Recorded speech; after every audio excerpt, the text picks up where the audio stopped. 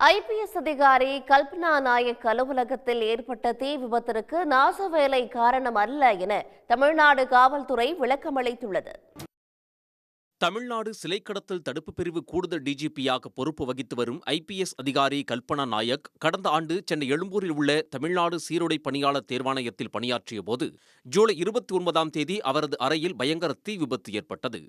அது தொடர்பாக டிஜிபி, உள்துறை மற்றும் தலைமைச் செயலர்களுக்கு அவர் புகார் ஒன்றை அனுப்பினார். அதில் தனது இருக்கை உட்பட அறை முழுவதும் தீக்கிரையானதைக் கண்டு பேரதிர்ச்சி அடைந்ததாகவும், சிறிது நேரத்துக்கு முன்பு அறைக்கு சென்றிருந்தால் உயிரிழந்திருக்கக்கூடும் எனவும் குறிப்பிட்டிருந்தார்.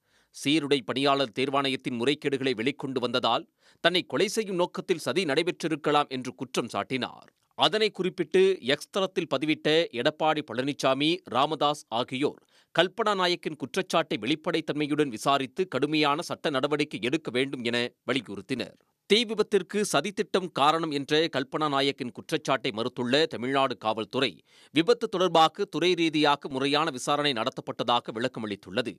தீ விபத்துக்கு நாசவேலையோ சதித்திட்டமோ காரணம் இல்லை என்றும், அறையில் மின்கசிவு ஏற்பட்டது தடயவியல் துறை அறிக்கையின் மூலம் உறுதியாக்கியுள்ளதாகவும் தெரிவித்துள்ளது.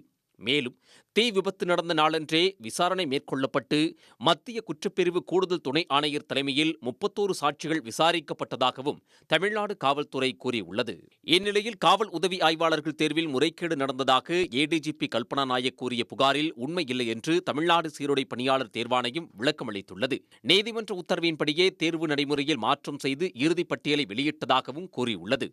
உடனுக்குடன் செய்திகளை தெரிந்து கொள்ள சன் நியூஸ் பெல் ஐகானை கிளிக் பண்ணுங்க.